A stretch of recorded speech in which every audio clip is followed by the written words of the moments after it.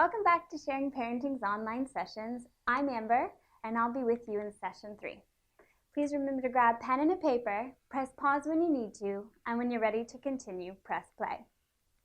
In this chapter, we'll cover why children challenge our authority, what children need to grow into happy, healthy adults, knowing that there are different kinds of needs, understanding how we can meet children's needs through play, and recognizing that parents have needs too. An American psychologist named Abraham Maslow noticed that there was a priority in needs that we have. He called this his hierarchy of needs. We are all motivated by need, and if our basic needs aren't met, we can't achieve. So let's have a look at his triangle. I have one here beside me, and at the base, we have physiological needs. These are the needs for hunger, thirst, and sleep.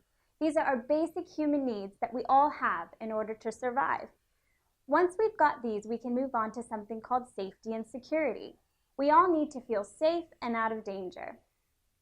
After we have this, we can move on to something called love and belonging. We all want to be part of a family, be part of a community, have friends. Once we have love and belongingness, we move on to something called esteem and respect. This is to feel valued and to understand and learn. After we've got these, we move on to something called self-actualization. Self-actualization is all about achieving, believing in ourselves, achieving our potential, and concentrating on some things outside of our own bodies and what we need to survive. Let's have a look at some statements that children often say to their parents to communicate their needs. Have a look at these statements, press pause, and see if you can match them to a need on Maslow's hierarchy. When you're ready to continue, press play. How did you get on? Did you match these statements to a need from Maslow's hierarchy? What about I'm hungry or I didn't sleep well last night? Did you match those to physiological needs? Great. You're on your way to understanding your child's behavior. Think of yourself as an adult. Does Maslow's hierarchy reflect your experience? How do you feel if you're hungry or thirsty? How do you feel if you're scared? What do you want to do and want not to do? And how do you express these needs? Press pause, make sure you answer these questions, and when you're ready to continue, press play. When we meet children's needs, we actually are developing their brains. Research has shown that millions of parent-child sharing moments during childhood can set up vital brain connections that enable our children to live deeply enriched lives. As parents, we can affect the chemistry in our children's brains by the way we listen, play, cuddle, comfort, and discipline our children. So the time we spend sharing and responding positively to our children will forge connections between their brain cells. These connections can help our children cope with stress and emotional situations throughout their entire lives. Some things you can do to develop your child's brain are sharing special moments together, talking about feelings and active listening, time in together instead of time out. Often when our kids exhibit their most challenging behavior is when they need us the most. So sending them away isn't always the best thing to do. Take a moment, talk with them about their feelings, and try to come up with some solutions. Lots of time in, positive attention, clear boundaries. Clear boundaries keep our children safe, and they also let them know what we expect from them. And also a big protein-packed breakfast to help that brain grow. Now, think of your child as a baby. What were their needs? How did they tell you if they were hungry? How did they communicate their needs to you?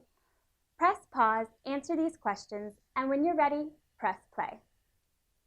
Maybe you thought your baby needs food, clean nappies, and to feel secure, and lots of cuddles. Your baby probably told you they were hungry by crying or moaning. Babies usually communicate their needs by crying, moaning, pulling at us, holding on to you, and many more. Think of your child as they've grown up so far. How do they communicate their needs to you now? Take a moment, press pause, and when you're ready, press play.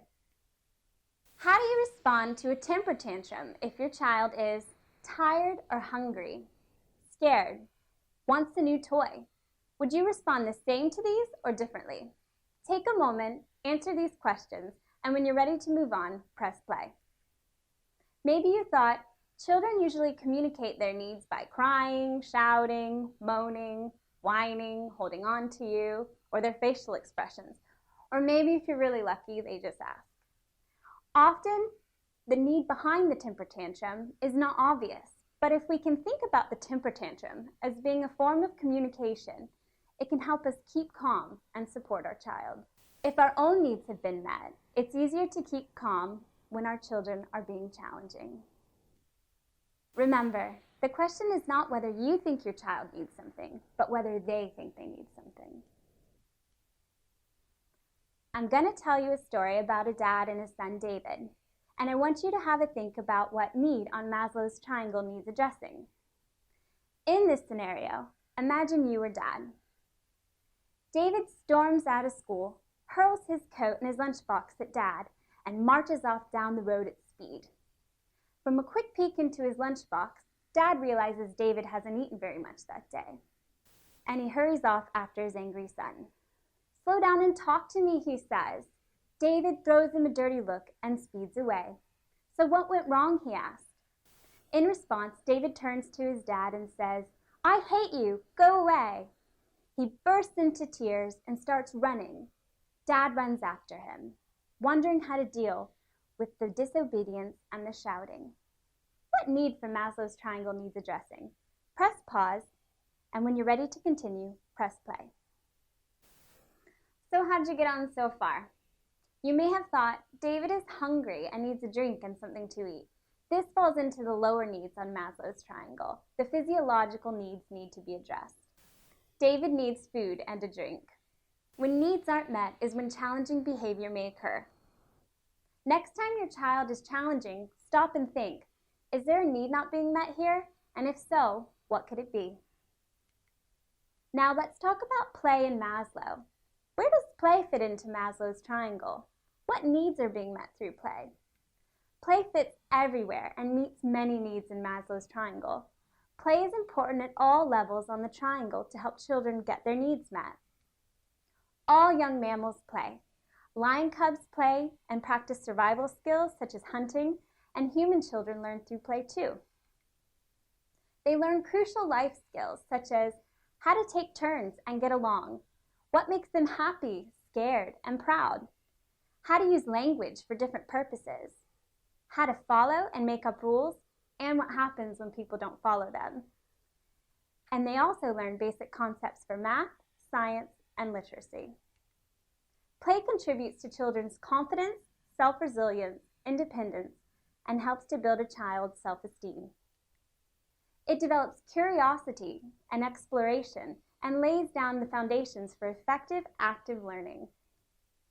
There are many different types of play, such as creative play, like painting and drawing, imaginative play, like dress up and pretend, physical play, like sports and games, construction, like blocks, and messy and sensory play, like sand pits and water play. Different needs are met by different types of play. Let's look at something such as early cooking skills. This is something my children love to do with me, and it can meet all the needs on the triangle. It meets their physiological needs because we're preparing something to eat. It meets their safety needs because they're there with mom and mom's keeping them safe.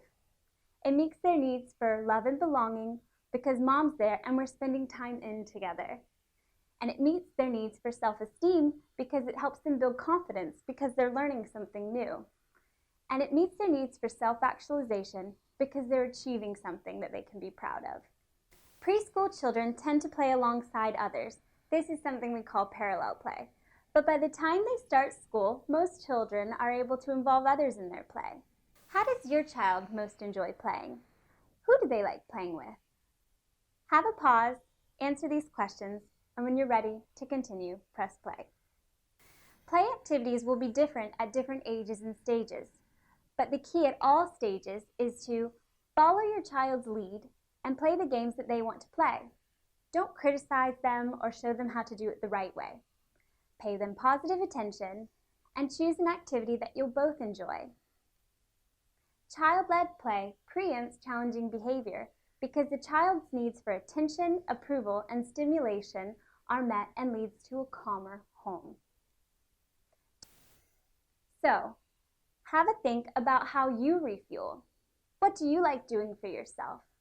Definitely press pause, answer this question, and when you're ready to move on, press play. Maybe you thought of, you like to go for a walk. You like sitting with coffee and a magazine. You like taking a long bubble bath or talking with a friend. Maybe you like going for a run or a swim, and more of your own. Think about when you can take just 5 minutes for yourself. What or who do you need to support this to make this happen? When can this happen? Press pause, answer these questions, and when you're ready to move on, press play. This week, notice one situation when you find your child's behavior difficult to manage. Try and remember to keep calm and be firm, clearly stating what you need your child to do. Repeat this message if you need to.